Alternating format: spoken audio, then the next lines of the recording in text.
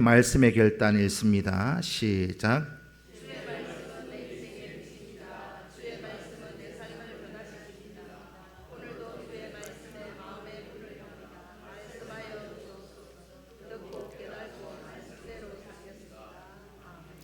할렐루야. 여러분들 기도 많이 하십니까? 적게 하십니까? 아니면 아예 하지 않습니까? 여러분들이 기도를 할 때 그냥 습관적으로 기도를 할 수도 있고 또 간절히 하나님 앞에 기도할 때도 있을 겁니다. 여러분들이 간절히 하나님 앞에 기도할 때, 어떨 때 여러분들이 그렇게 간절히 하나님께 기도하십니까? 성경을 읽다 보면 창세기부터 기도하는 사람들이 계속 많이 있습니다. 간절히 기도하는 사람들이 성경에 여럿, 아니 수를 헤아릴 수 없을 만큼 많이 있습니다. 창세기부터 시작하면 일단 하갈부터 아들 하나 데리고 쫓겨나서 광야에서 그렇게 간절히 부르짖고 기도하는 그 모습, 또 야곱 하나님 앞에 부르짖어 여러 장소에서 여러 시간에 기도하는 그런 모습도 기록되어져 있고, 한나, 다윗, 여호사밧, 오늘 본문의 히스기야, 에스더, 다니엘 할 것 없이 많은 기도의 사람들이 하나님 앞에 간절히 부르짖는 그런 모습들을 보게 되어집니다. 성경에서 공통적인 모습이 뭐냐면은 간절히 하나님 앞에 기도하는 사람들이 하나님의 역사하심의 주인공이 되더라. 믿으십니까? 성경을 읽어보면은요, 하나님의 그 계획하심, 하나님의 사역하심, 하나님의 역사하심 가운데는 간절히 부르짖는 사람들이 하나님이 계획해 놓으신 역사를 이끌어 가더라는 것입니다. 우리도 하나님의 계획하심 안에서, 하나님의 역사하심 안에서 우리가 쓰임 받기 위해서, 또 여러분들의 가정이 하나님 앞에 쓰임 받기 위해서 오늘 저와 여러분들이 해야 할 일이 뭐냐? 간절히 부르짖어 기도하실 수 있기를 축복합니다. 혹시 다른 사람들에게 기도 요청해 보신 적이 있으십니까? 이렇게 물으면 나도 내 개인도 기도 못하는데 누구한테 기도 부탁을 하노? 그래 생각하실 수 있을지는 모르겠습니다만, 혹 여러분들이 주변에 어떤 기도의 제목을 가지고 간절히 좀 기도하자고 요청해 보신 적이 있으십니까? 성경을 보면 역대서, 선지서 읽어보면 여러 왕들이 선지자에게 기도의 부탁을 하는 대목이 많이 기록되어져 있습니다. 사도 바울 역시도 기회 있을 때마다 성도들을 향해서, 그가 사도인데도 성도들에게 이런저런 기도의 제목이 있으니 함께 기도하자 요청하고 있습니다. 그래서 기도라고 하는 것은 첫째는 혼자 기도하는 겁니다. 골방에 들어가서 하는 기도, 그걸 혼자 기도하는 것으로 여러분 받아들이고 여러분들 스스로 혼자 기도해 가셔야 합니다. 동시에 기도는 공동체가 함께 하는 겁니다. 두세 사람이 내 이름으로 모여서 기도하는 그곳에 나도 그들과 함께 있으리라. 하나님 앞에서 우리가 기도할 때 두세 사람 모여서 기도할 때 주가 함께 하시겠다 약속하셨기 때문에 오늘 이 기도라고 하는 것은 골방에 들어가서 하는 기도, 나 혼자 하는 기도, 그리고 공동체가 함께 두세 사람, 아니 그 이상의 사람들이 모여서 함께 기도하는 모습이 우리 평상교회 공동체 위에 있어야 할 것입니다. 이 두 가지가 균형을 이룰 때 오늘 저와 여러분들이 하나님 앞에서 믿음의 온전한 성도가 될 수 있습니다. 그래서 오늘 본문 말씀을 보면 기도를 부탁하고 함께 기도하는 모습이 기록되어져 있습니다. 그래서 여러분들 적어도 여러분들이 믿음 생활 하시면서 여러분들 주위에 기도의 동지가 있어야 합니다. 내가 힘들 때 내가 마음 놓고 기도의 부탁을 할 수 있는 기도의 동지가 있느냐 없느냐 그걸 한번 여러분들 계산해 보셔야 합니다. 내가 저 사람에게 기도의 부탁을 하면 저 사람은 그 기도의 제목을 가지고 기도만 하더라. 소문을 퍼나르는 것이 아니라 야 기도 부탁했더니 야 누구 집에 이런 문제 있단다. 야 큰일 났단다.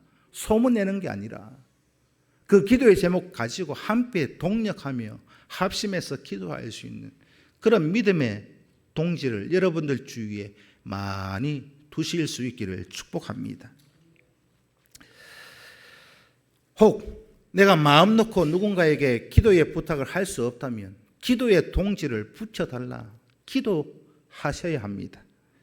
그래서 기도 공동체가 함께 기도하는 것이고 기도는 골방에서 혼자 하는 것이다. 이 두 가지를 꼭 기억하실 수 있기를 축복합니다.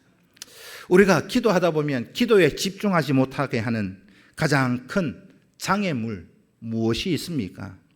기도하다 보면 기도를 못하게 방해하는 그런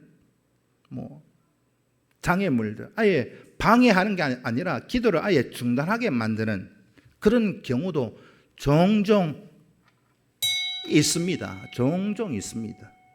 기도에 방해를 받는 그런 장애물. 기도하다 보면 여러분 이 중단하는 그런 경우가 있을지라도 응답을 경험하는 오늘 저와 여러분 기도의 사람이 되기 위해서는 오늘 본문을 통해서 세 가지를 기억하시면 됩니다. 첫째는 응답에 대한 믿음의 그런 모습이 있어야 합니다. 이 응답의 믿음이 없으면 누가 기도할까요? 기도하면 하나님이 들어주신다. 이런 믿음에 굳게 서서 기도하실 수 있기를 축복합니다. 이 믿음 없으면 기도 시작도 할 수 없지요. 두 번째는 간절히 부르짖는 열정이 있어야 됩니다. 열정. 미루고 있는 모습. 기도는 해야 하는데 기도의 제목은 널려 있는데 기도하지 못하고 내일 하지 이거 열정의 문제가 있는 겁니다. 기도하긴 해야 되는데 야 이제 날 더운데 여름 지나고 가을에 하지. 계속 그러다가 기도 못해요. 그 사람은 기도의 열정의 문제가 있는 겁니다. 세 번째는 기도하는 사람이라면 포기하지 않는 그런 끈질김이 있어야 합니다. 기도 시작하기는 했는데 하루 이틀 하다가 머리 띵하다고 피곤하다고 치 아프고 바쁘다고 치 아프고 3일 하다가 안 합니다. 그런 경험 많이 있으시잖아요. 끈기 없다는 거예요. 끈기의 문제입니다. 이 세 가지 중에서 여러분들 어디에서 지금 여러분의 기도가 막히고 있습니까? 믿음의 문제입니까? 아니면 열심의 문제입니까? 아니면 끈기의 문제입니까? 아마 기도해야지 하면서도 기도 못하는 이유 아마도 이 세 가지 안에 다 포함될 겁니다. 믿음에서 막히는지, 열정에서 막히는지, 끈기에서 막히는지, 막히는 그 지점에 장애물 다 있을 겁니다. 그 장애물 뭔지를 여러분들이 먼저 알고 깨닫고 넘어설 수 있기를 축복합니다. 본문은 아수르의 왕 사네립이 강력한 군대를 이끌고 예루살렘을 공격해 왔습니다. 일방적인 이 아수르의 공격 앞에 예루살렘은 참 낙심할 수밖에 없고 절망할 수밖에 없는 그런 형편 처지에 놓여져 있습니다. 그런데 이 아수르의 공격 앞에 이스라엘 백성들은 뭘 하고 있느냐? 오직 하나님만 의지하고 기도하겠다. 그 내용이 오늘 본문이에요. 이런 히스기야의 모습이 오늘 저와 여러분 우리 가운데 임하여 질 수 있기를 축복합니다. 군대 18만 5천 명이 성을 포위하고 있는데 거기서 히스기야는 하나님 앞에 살려주세요. 하나님 앞에 그 믿음을 가지고 간절히 부르짖어 기도하니까 가장 강한 것보다 훨씬 더 강력하다는 그 하나님을 믿고 이 18만 5천 명을 눈앞에 두고도 기도하니까 반전이 일어나더라. 오늘 저와 여러분, 오늘 본문이 보여주고 있는 사건, 18만 5천 명 눈에 보이는 대군, 그것도 강력한 군대. 우리는 그런 어려움이 있을지라도 누구를 의지해야 되겠습니까? 세상에 강한 거 아니면 하나님의 약함, 어느 쪽이십니까? 하나님의 제일 약하고 부족한 부분이라 할지라도 성경은 무엇이라고 말씀하고 있느냐? 하나님의 가장 약함이 세상의 가장 강함을 이긴다. 오늘 이 내용을 오늘 본문이 우리에게 말씀해 주고 있습니다. 특별히 9절부터 19절까지는 강력한 군대 18만 5천 명을 이끌고 온 산헤립 그 왕의 심리적인 공격을 기록해 놓았습니다. 믿음으로 백성들을 격려하고 있는 히스기야의 말에 속지 마라 선동하고 있습니다. 오직 하나님만 바라보자 그렇게 격려하는 히스기야의 말이 속임수다, 가짜라고 말합니다. 히스기야와 백성들을 그 사이에서 산헤립이 이간질해서 스스로 이스라엘 백성들이 무너지게 만드는 그런 심리적 전술을 쓰고 있더라는 것이요. 오늘 본문 10절 11절에서 하나님께서 유다를 아수르의 손에서 구원하실 것을 히스기야의 말 속임수다, 거기에 속지 마라. 또 12절에 히스기야가 그렇게 신앙생활 잘 한다고 우상도 제거하고 산당도 제거하고 하나님 앞에 열심을 다해 믿음으로 살아갔는데 그것 다 쓸데없다. 그 믿음 쓸데없다. 산헤립이 한 말입니다. 열심히 기도하고 말씀 보고 순종하고 그거 다 필요 없다. 혹 여러분들 신앙생활 하다가 이런 말 들어보신 적 있습니까? 야, 교회 다니는 거 필요 없다. 13절에서 지금까지 아수르의 손에서 자기 백성을 구원해낸 신이 있더냐? 있으면 말해봐라. 또 14절에는 히스기야가 의지하고 있는 하나님도 아수르의 공격에서 이스라엘을 건져낼 수 없다, 구원할 수 없다. 이어 15절에는 따라서 더 이상 히스기야에게 속지도 말고 너가 믿는 하나님 믿지도 말고 항복해라. 결국은 누구를 무시하고 있습니까? 아수르, 산헤립이 누구를 무시해요? 하나님을 무시하고 있습니다. 간단히 말씀을 드리면 히스기야 말 듣지도 말고 그의 말 새기지도 말고 히스기야를 배신하고 빨리 항복하라. 그 내용입니다. 왕과 백성들 사이에 이간질을 해서 스스로 무너지게 만드는 교묘한 심리 전술이지요. 믿음의 공동체를 이간질하는 거, 그거요, 성령이 하시는 일은 아닙니다. 성도와 성도를 이간질하고 교회를 어지럽히는 거 성령이 하시는 일이 아니라 사탄이 하는 기본적인 전략입니다. 창세기 3장에 사탄이 아담과 하와를 어떻게 유혹합니까? 하나님과 아담, 하와 사이를 사탄이 이간질하고 있는 내용이 창세기 3장에 기록되어져 있습니다.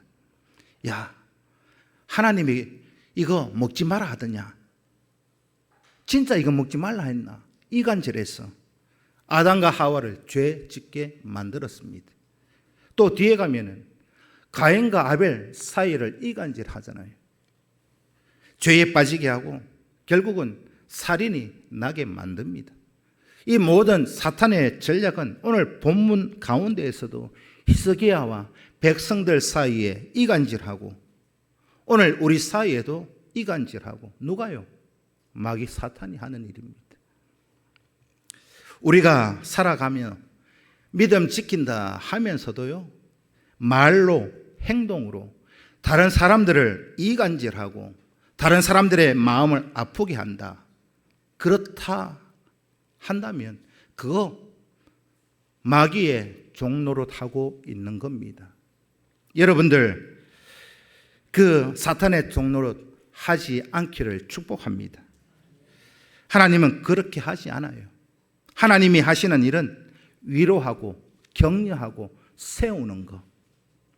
그것이 하나님의 일이고 이간질하고 아프게 하고 무너뜨리는 것, 그거는 사탄의 일입니다. 우리가 이 사탄에 빠지면 나 자신도 참 딱한 인생이고 가정도 그 공동체도 딱한 인생이 되어지는 겁니다. 오늘 본문 16절 17절을 보면 산헤립이 편지를 써서 하나님을 모욕하고 히스기야를 비방하고 있습니다. 편지까지 동원해서 심리전을 펴고 있어요. 여기서 의미를 보면 짧은 편지도 아니고 긴 내용의 편지를 써서 보냅니다. 조목조목 다 편지에 써가지고 히스기야와 백성들을 비방하고 더 나아가서 하나님을 비방하고 이간질하고 있는 그런 내용들입니다. 오늘 본문 17절은 산헤립이 히스기야에게 보낸 편지의 내용이 기록되어져 있습니다. 열방의 모든 신들이 자기 백성을 아수르의 손에서 건져내지 못했다. 히스기야가 믿는 하나님도 자기 백성을 아수르 손에서 건져낼 수 없다. 그러니까 빨리 항복하라고 편지를 써 보냈습니다. 이 편지가 어떤 내용인가 하면 예를 들면 이런 거예요. 누군가에게 돈을 빌렸어요. 돈 갚으라 하니까 안 갚아요.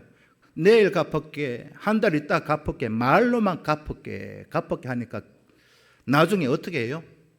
어떻게 합니까? 편지를 써서 그 돈 빌린 사람에게 보내잖아요. 그 편지를 뭐라고 합니까? 내용 증명. 내용 증명 보내서 언제 몇 월 며칠까지 갚아라. 안 갚으면 내가 어떻게 하겠다. 내용 증명을 보냅니다. 왜 내용 증명을 보내느냐? 누군가와 분쟁이 일어났을 때 그 내용 증명한 편지가 법원에 가면 증거물이 되어지기 때문에.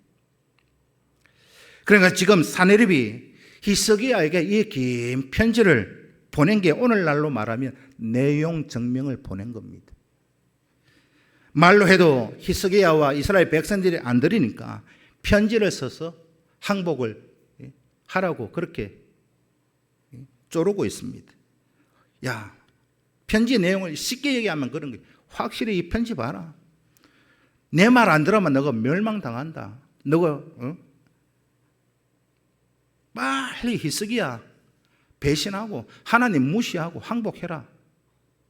그 내용이 내용 증명에 들어가 있는 겁니다. 그런데 이 편지는요, 참 여기에서도 반전이 일어납니다.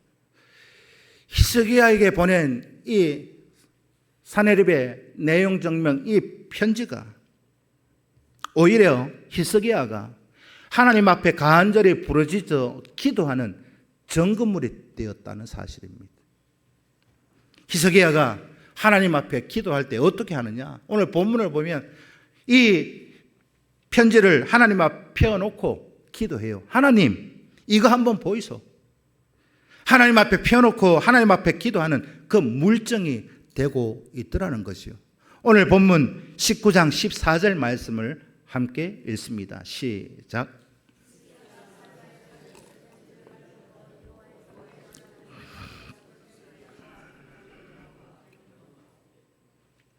14절에서 편지를 여호와 하나님 앞에 펴놓고 거기 보면 기도하는 내용이 쭉 나오는데요. 이 19절에 보면 마지막 결론이 뭐냐? 하나님, 이 편지 봤지요? 이 편지에 뭐라고 쓰여져 있습니까? 편지에서 이 사내립이 하나님도 이긴다고 하잖아요. 하나님 무시하고 하나님 배신하고 항복하라 하잖아요. 하나님 이거 보시고 이 아수르를 그냥 돌려보내시겠습니까? 이 아수르를 멸해서 하나님이 진짜 하나님이신 것을 한번 보여주십시오. 하나님 앞에 이 편지를 내놓고 증거로 이렇게까지 하는데 하나님이 이거 한번 보이소. 히스기야가 거꾸로 사내립이 보낸 그 편지를 하나님 앞에 내용 증명으로 내놓고 있는 이 반전. 사내립이 히스기야를 겁주려고 보낸 그 편지가, 그 내용 증명이 하나님 앞에 기도하는 기도의 내용 증명이 되었더라. 증거물이 되었어요. 또한 사내립은 유다 방언으로 예루살렘 성을 포위하고 공격합니다. 유다 방언으로 예루살렘 성을 지키는 백성들을 어떻게 공격했을까요? 유다 방언으로 어떻게 해요? 화살을 쏜 것도 아니고 어떻게 했을까요? 군인들을 놀라게 만들고 겁먹게 만드는 심리 전술입니다. 유다 방언으로 공격했다는 말은 우리나라 지금은 뭐 휴전선에 가면 어떤지 모르겠습니다만 대북 방송 우리나라에서도 하고 북한에서 우리나라 쪽으로 대남 방송 하기도 합니다. 그거 쉽게 생각해 보시면 유다 방언으로 이스라엘 성을 공격하는 그 내용, 그 장면을 기억이 될 겁니다. 성 위에 있는 군사들에게 유다 방언으로 그들을 공격하고 놀라게 하고 괴롭혀요. 저도 군 생활할 때 대남 방송 많이 들었어요. 맨날 돼지 끌고 다니면서 오늘 돼지고기 먹었다. 막 방송을 해요. 나는 오늘 소고기 먹었는데. 보면 그 돼지가 그 돼지예요. 또 우리나라에서도 대북 방송을 해요. 제가 비무장지대에 운전병이다 보니까 우리나라에서는 대북 방송을 남자가 안 합니다. 예쁜 여군들이 와요. 여군들을 싣고 지피까지 올라가요. 그러면 2명이 와가지고 아리따운 목소리로 대북 방송합니다. 월남에 오라고. 24시간요.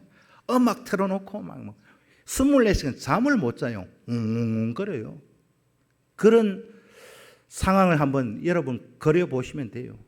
유다 방언으로 공격하고 있는 게 그런 방법이다 이 말입니다. 역대하 32장 18절 말씀을 함께 읽습니다. 시작.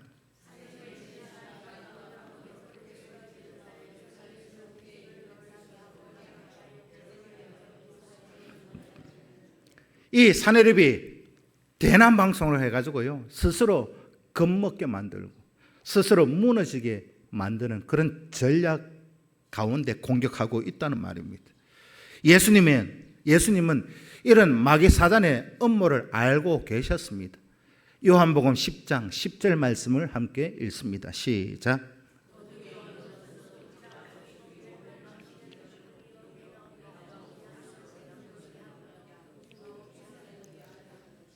거짓을 선동하는 목적이 뭐냐? 도둑질하고 죽이고 멸망시키는 거. 산헤립의 목적이 바로 이것이 그대로 요한복음 10장 10절에서 예수님이 말씀하고 있습니다. 또 이어서 20절부터 마지막 23절까지는 힘이 없는 히스기야와 이스라엘 백성들의 영적 대응 어떻게 반격했는가 기록되어져 있습니다. 산헤립은 온갖 심리 전술도 동원하고 유다 방언을 통해서 겁을 먹게도 만들고 온갖 공격을 했는데 히스기야는 어떻게 대응하고 있는가? 오늘 본문 20절 말씀을 함께 읽습니다. 시작.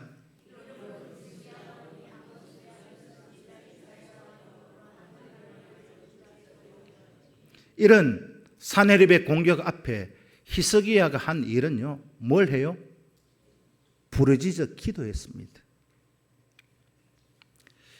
이 내용을 열왕기하 19장 1절부터 5절까지 보면 오늘 이 역대하에 기록되어져 있지 않은 내용이 상세하게 거기에 기록되어져 있습니다.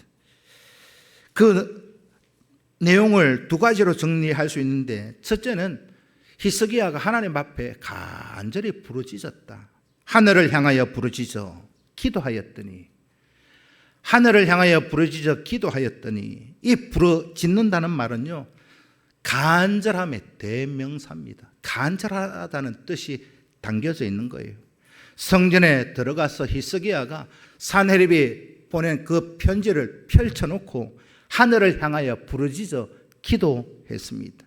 두 번째는 히스기야는 선지자에게 기도를 요청하고 있습니다. 오늘 본문 20절에 보면 아모스의 아들 선지자 이사야와 더불어 하늘을 향하여 부르짖어 기도하였더니, 그렇게 기록하고 있잖아요.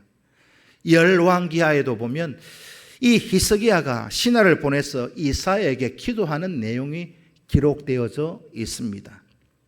요청하는 내용을 간단하게 기록해 놓은 본문이 열왕기하 19장 3절 4절 말씀을 읽습니다. 시작.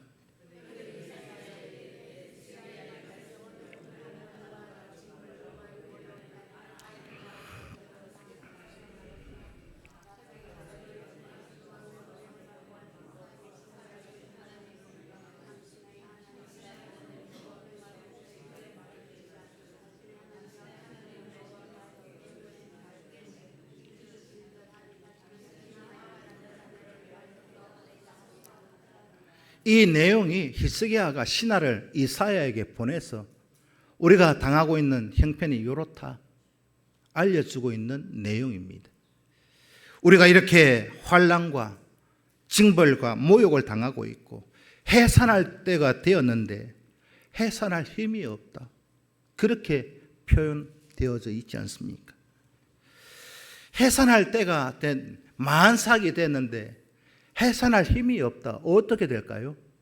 여러분, 저는 애를 낳아보지 않아서 모르겠습니다.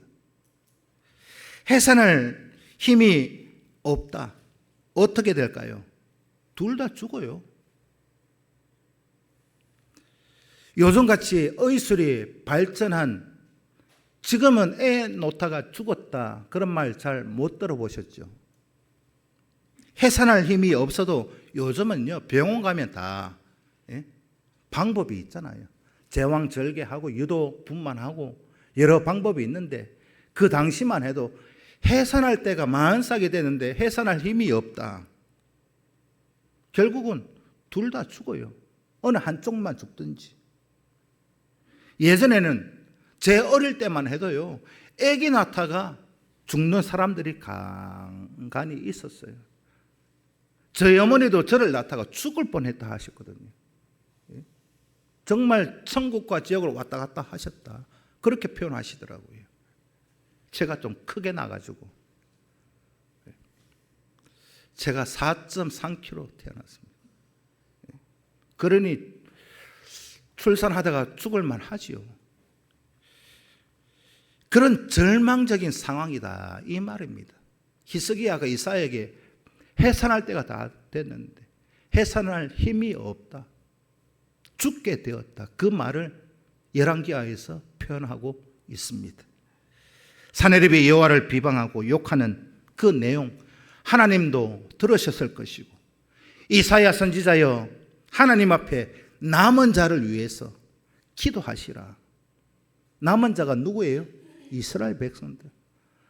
이사야 선지자여 우리를 위해서 좀 기도 좀 해주시라. 이사야에게 부탁을 하고 자기도, 히스기야는 부르짖어 기도하고 있습니다. 그래서 기도는 골방에서 혼자 하는 것이고, 그리고 기도는 두세 사람 그 이상이 모여서 공동체가 함께 기도하는 하는 것입니다. 하나님은 히스기야의 기도에 어떻게 응답하셨는가? 오늘 본문 21절 그 말씀 속에서 하나님은 산헤립의 죄악과 교만을 확실하게 심판하는 내용이 기록되어져 있습니다.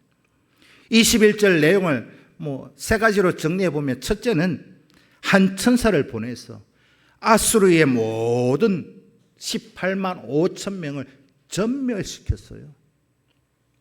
18만 5천 명이 와서 애워싸고 있는데 하나님이 히스기야와 그 백성들의 기도를 들으시니까 천사 2명 보낼 필요도 없었습니다.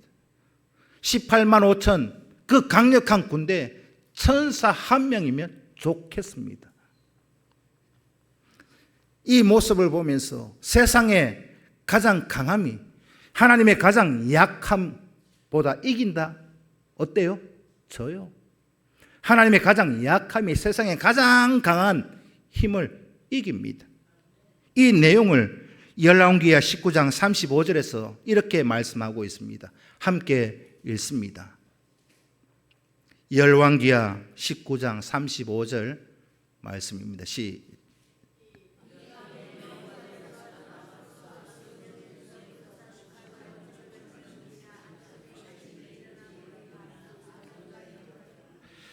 그렇게 군대의 힘을 믿고 교만하게 날뛰더니, 이 본문을 보면 어떻게 되었어요? 다 송장이 되었더라. 천사 1명 보냈더니 그것으로 끝. 두 번째, 산헤립은 완전히 패배를 당하고 도망가기 바빴습니다. 오늘 본문 21절에서 아수르의 왕이 낯이 뜨거워 그의 고국으로 돌아갔더니, 그렇게 기록하고 있어요. 낯이 뜨거워. 이게 무슨 말이겠습니까? 우리가 어떤 일을 할 때 좀 얼굴이 울그락불그락 화끈하다, 얼굴에 열 올라온다, 그런 표현 하잖아요. 그런 표현 어떠할 때 그런 표현 쓰십니까? 야, 아이고 나 뜨거워라, 그렇게 표현하잖아요. 얼굴이 들 수 없어서 지 구멍에라도 들어가고 싶은 그런 마음으로 고국으로 도망갔어요. 아이고 부끄러워라, 왕인데. 산헤립이 얼굴도 못 들고 고국으로 도망갔습니다. 얼굴을 들 수 없는 수치스러운 그 모습으로 18만 5천 명 다 죽이고 혼자 도망갔어요. 또 세 번째, 그의 신전에 들어갔을 때 그의 신전은 우상, 그가 이 산헤립이 섬기는 우상의 신전에 들어갔다는 말입니다. 그 신전에 들어갔을 때 어떻게 되었어요? 자기가 낳은 자기 자식의 칼에 죽임을 당합니다. 이런 비참한 죽음이 어디 있습니까? 죽음을 좀 당하더라도 전쟁터에 나가서 그렇게 장렬하게 싸우다가 전사하는 죽음도 있고, 얼굴이 부끄러워서 얼굴을 들지 못하고 도망가서 신전에 숨었는데 거기서 자기 아들을 칼에 죽임을 당했습니다. 이것보다 더 딱한 죽음이 어디에 있을까요? 하나님의 이름을 모독하는 그 한 사람, 그 받는 형벌이 어떤 것인가를 오늘 본문이 기록해 주고 있습니다. 하나님은 산헤립이 한 그 말대로 그대로, 그가 편지한 그대로 다 하나님이 보시고 그 편지를 보시고 계산해서 철저하게 심판하셨습니다. 그래서 우리는 믿음 생활하면서 이 부분에 정말 조심하셔야 됩니다.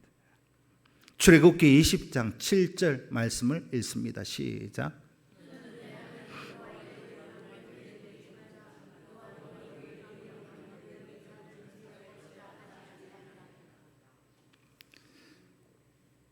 잘 아시는 말씀이잖아요.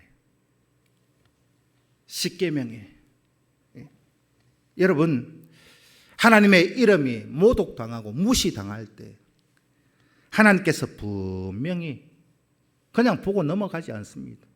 계산하고 갚아 주시는 분이십니다. 그것을 오늘 본문 이 역대하에서 사네립의 죽음을 통해서 분명히 우리에게 보여주고 있습니다. 기도하면서, 부르짖어 기도하면서, 이사야에게 기도를 부탁하면서 히스기야는 22절 23절을 통해서 하나님은 히스기야가 믿는 그 믿음이 옳았다, 그의 믿는 믿음이 맞았다, 그렇게 모든 백성들 앞에 하나님이 직접 증명해 보이고 있습니다.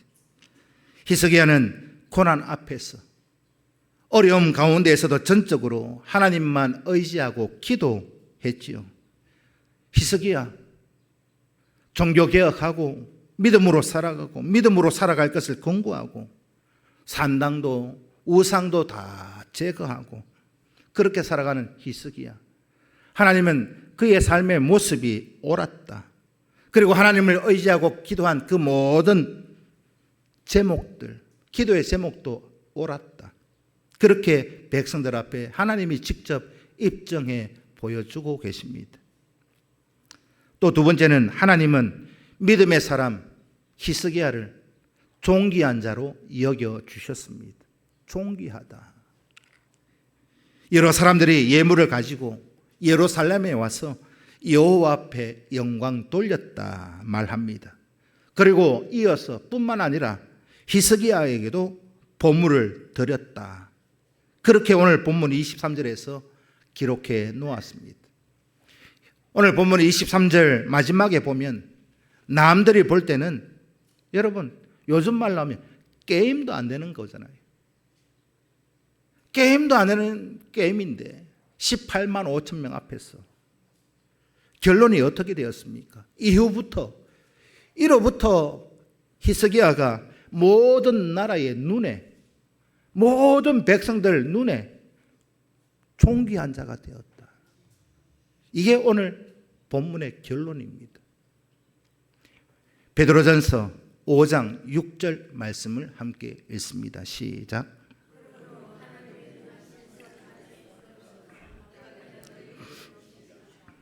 하나님 앞에 겸손히 엎드리니까, 부르짖어 기도하니까 하나님께서 높여 주셨습니다. 이 하나님의 은혜와 능력을 믿고 믿음 생활 꼭 승리하실 수 있기를 축복합니다. 이 말씀, 하나님의 때, 하나님의 시간표를 기다릴 줄 아는 그런 겸손, 성숙한 믿음의 성도들 되셔야 합니다. 오늘 우리가 이 부분에서 저 자신을 봐도, 제가 제 자신을 돌아봐도 참 내공이 딸리는 것 같아요. 목사라고 내공이 충만합니까? 목사인 저도 이 부분에 대해서 내공이 딸리는구나, 그런 생각을 많이 합니다. 우리가 어떤 사람들에게 누가 되었든지 좀 나에게 듣기 싫은 말 하면 어때요? 누군가가 나에게 듣기 싫어하는 말 하면 듣기 싫고, 또 듣기 싫은 말 한마디 듣고 억울한 말 한마디 듣고 또 비난의 말 한마디 들으면 우리는 어떻게 합니까? 여러분 어떻게 해 오셨습니까? 앞으로 어떻게 하실 거예요? 누가 비난하고 누가 욕하고 누가 나에게 듣기 싫은 말 할 때 여러분 어떻게 하실 거예요? 제 입장으로 저 자신을 돌아보면 누군가 저에게 제가 듣기 싫은 말 하고 참 억울한 말 한마디 하면 잠이 안 와요. 잠이 안 옵니다, 밤에. 감히 그게 나한테 이런 말을 해. 지금 밤 12시인데 지금 전화할까 말까? 예? 가가지고 머리 확 뜯어볼까? 예? 그런 생각 안 해보셨습니까? 예? 저만 그래요? 누가 카더라, 아니면 직접 듣든지, 마음 불편한 말 듣고, 욕먹고, 원망의 말 듣고, 비난의 말 들으면요, 그날로부터 밥맛이 없어요. 여러분들 그런 말 들어본 적 없으십니까? 그런 말 들으면요, 잠도 안 오고 밥맛도 없고, 밤 12시라도 찾아가면 작살 내볼까? 그런 마음 들잖아요. 그런데가 중요합니다. 그런데 성경은 뭐라고 말씀하시느냐? 하나님의 능하신 손 아래 어떻게 해요? 겸손하라. 하나님의 능하신 손 아래 겸손하십시오. 때가 되면 하나님께서 높여주실 줄로 믿습니다. 오늘 이 시간 이후로부터 오늘 우리 모두가 이걸 실천해 가셔야 합니다. 억울한 소리 듣습니까? 들었습니까? 비난의 말 들었습니까? 내 마음에 분노가 올라오거든. 내가 아직 내공이 딸리는구나. 그렇게 여기시고, 누가 그런 듣기 싫어하는 말, 어떤 말 할지라도, 누가 말하면, 그래, 알았다. 이걸로 끝내십시오. 그걸로 끝. 어떻게 해요? 알았다. 끝. 더 이상 대꾸하지 마십시오. 열왕기하 19장에 보면 사내립이 예루살렘 백성들에게 말로, 글로, 방언으로 공격할 때 히스기야가 이스라엘 백성들에게 뭐라고 하느냐 하면, 아무도 나서지 마라. 아무도 대꾸하지 마라. 그렇게 명령을 내렸습니다. 이게 히스기야가 예루살렘 백성들에게 내린 명령이었습니다.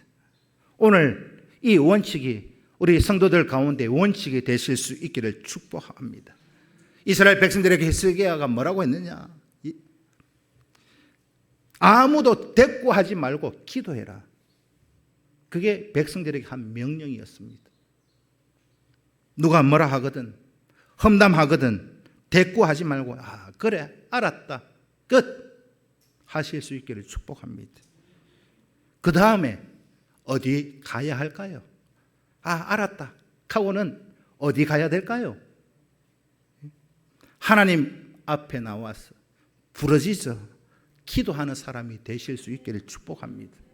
누가 이런 말 하던데 하나님은 어이없습니다. 하나님 알아서 해결해 주이소. 히스기야가 한 것처럼 이렇게 하면 돼요. 억울한 말 듣고 분노의 말 듣고 막 속상한 말 들어도 하나님 누가 이렇게 가는데 어떻게 해? 나는 할 수 없으니 하나님이 계산해 주이소.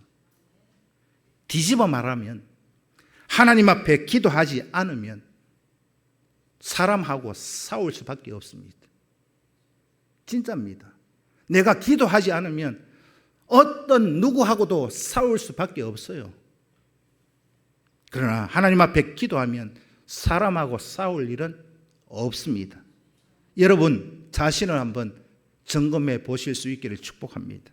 내가 억울한 말 들었을 때 나는 하나님 앞에 기도하는지, 아니면 어이없는 말 한 그 사람 밤 12시에 찾아가 가지고 따지고 싸우고 머리채 잡고 흔드는지, 어느 쪽인지 여러분들 한번 생각해 보셔야 합니다. 누군가의 말 한마디 들었다 해가지고 잠 못 자고 밥 못 먹고 이를 부득부득 갈면서, 그거요, 난 아직까지 하나님 보시기에 택도 없이 부족한 사람이라는 증거입니다.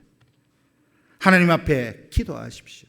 하나님 앞에 기도하면 하나님이 높여 주실 겁니다. 하나님이 높이시면 그걸로 끝이잖아요. 하나님이 존귀한 자다 인정해 주시면 그것으로 만족할 수 있잖아요. 이것이 오늘 본문 결론입니다. 교회는 만민이 기도하는 집이다. 교회는 기도하는 공동체입니다. 교회의 가장 강력한 무기가 뭔지 아십니까? 1년 예산 10억, 100억 그게 중요한 것이 아니라 교회는 가장 강력한 무기가 기도여야 합니다. 돈도 권력도 예산도 아니에요. 예수님이 분명히 말씀하시고 약속해 주셨지 않습니까? 마태복음 18장 18절부터 20절 말씀을 읽습니다. 시작.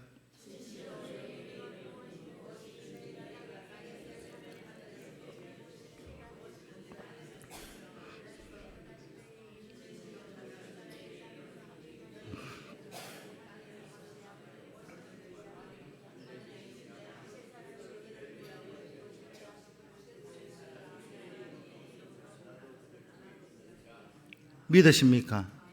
이 마태복음 18장의 내용을 히스기야가 그대로 했다는 겁니다. 이것이 교회가 가져야 되는 진짜 능력이지 않습니까? 두세 사람이 내 이름으로 모인 곳에 나도 너희와 함께 있으리라. 우리가 하나님 앞에 기도의 자리에 열심히 나와서 기도해야 되는 이유가 여기에 있습니다. 이 땅에 교회는 수많은 결점, 수많은 문제들이 있습니다. 교회에 문제가 생기는 거, 그게 문제가 아니라, 야, 우리 교회 이런 문제 있단다. 야, 우리 교회 이렇단다. 그게 문제가 아니라, 교회의 가장 큰 문제는 뭐냐? 진짜 기도해야 되는데, 문제는 힘들다고 하면서 기도해야 되는데, 기도하지 않는 사람. 그게 문제입니다. 기도해야 하는데 혼자 기도하고 모여서 공동체 두세 사람이 모여서 함께 기도해야 하는데 부르짖어 기도하지 않는 것이 문제입니다. 여러분 개인도, 여러분 가정도, 여러분 직장과 사업장과 나라와 민족도 모두 마찬가지입니다. 우리는 하나님 앞에 이런저런 문제를 가지고 살아갑니다.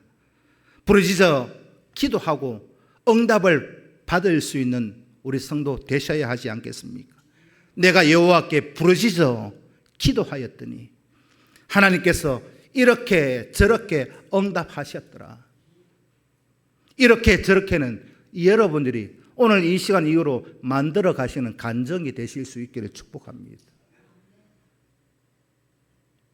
기도의 불이 타올라야 됩니다.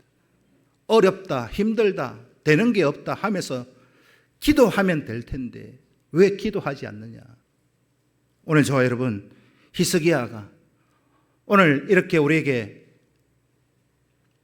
이 메시지를 증거하는 이 메시지가 여러분 심령 가운데 뿌리 내려서 기도하며 부르짖어 믿음의 사람으로 우리가 쓰임 받기를 주님의 이름으로 축복합니다. 기도드리겠습니다. 살아계신 아버지 하나님 감사합니다.